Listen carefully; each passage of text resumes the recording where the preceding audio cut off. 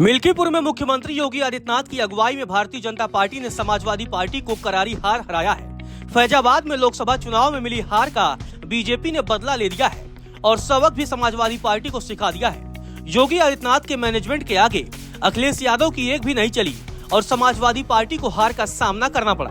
BJP के चंद्रभानु पासवान 61,000 से अधिक वोटों के अंतर से जीते हैं। इस जीत के जरिए 2024 के लोकसभा चुनाव में अयोध्या और चित्रकूट में मिली हार का भारतीय जनता पार्टी ने बदला भी ले लिया है। चुनाव से पहले इस सीट पर समाजवादी पार्टी का कब्जा था, लेकिन समाजवादी पार्टी उपचुनाव में जीत के सिलसिले को बरकरार रख नहीं पाई।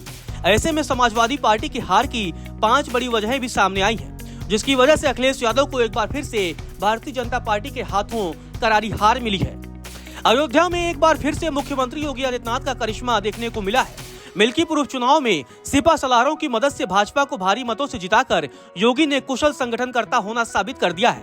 पूरे उपचुनाव में पीडीए बेअसर दिखा, न तो पिछड़ा, न दलित और न ही अल्पसंख्यक मतों को सहेजने में कामयाबी मिली। टीम योगी ने राम मंदिर निर्माण के बाद भी फैजाबाद लोकसभा सीट हारने की टीस को मिटाने में कामयाबी पाई है। जितने अंतर से लोकसभा सीट पर हार हुई थी, उससे भी अधिक अंतर से उपचुनाव जीतने का संकल्प भी भारतीय जनता पार्टी ने पूरा कर लिया है। चलिए अब आपको बताते हैं कि आखिर मिल्कीपुर में भारतीय जनता पार्टी को जीत क्यों मिली। सबसे पहला है प्रत्याशी बदलना। भारतीय जनता पार्टी ने अवधेश प्रसाद के बेटे अजीत प्रसाद के सामने उन्हीं के बिरादरी के पासवान समाज से चंद्रभानु पासवान को टिकट दिया, जिसकी वजह से भारतीय जनता पार्टी को जीत मिली। कुशल संगठनकर्ता व पूर्व सांसद लल्लू सिंह की रणनीति भी मिल्कीपुर विधानसभा में देखने को मिली है। साथ ही पंचायत स्तर पर पक्ष विपक्ष को साथ लेकर भारतीय जनता पार्टी ने चुनाव को धार दिया है। परदेशी वोटरों को बूथ तक भी भारतीय जनता पार्टी ने लाने में सफलता हासिल की है, जिससे ये सारा पक्ष भारतीय जनता पार्टी के पक्ष में माहौल बन पाया।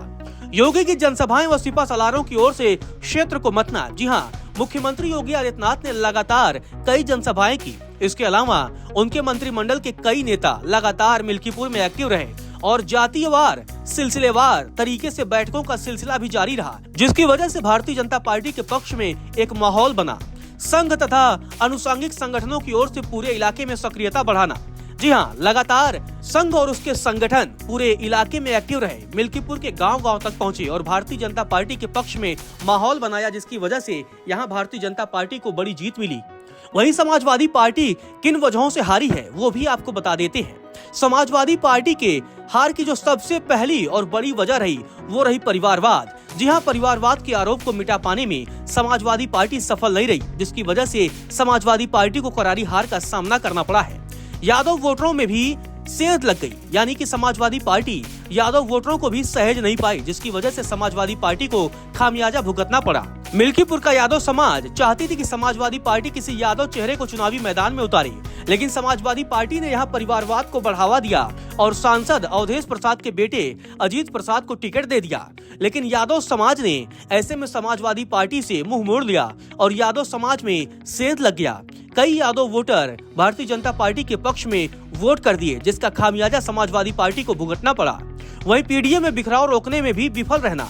पीडीए में लगातार बिखराव होता रहा, यानी कि पिछड़ा, दलित और अल्पसंख्यक में लगातार भारतीय जनता पार्टी सेंध लगाती रही और समाजवादी पार्टी से रोकने में सफल नहीं रही। नेताओं का अनाप शनाप बयान, जनता के मिजाज को समझने में चूक। समाजवादी पार्टी के नेता लगातार उल जुलूल बयानबाजी करते रहे और जनता के बयान को समझने में चूक कर दिए। लोकसभा चुनाव में जीत के बाद समाजवादी पार्टी वैसे भी अहंकार में चूर है। समाजवादी पार्टी के फैजाबाद से सांसद अवधेश प्रसाद भी अहंकार में चूर हैं। उन्हें विश्वास था कि लोकसभा की तरह विधानसभा में भी वो अपने बेटे को जिताने में कामयाब रहेंगे, लेकिन इस बार जनता ने उन्हें सबक सिखा दिया।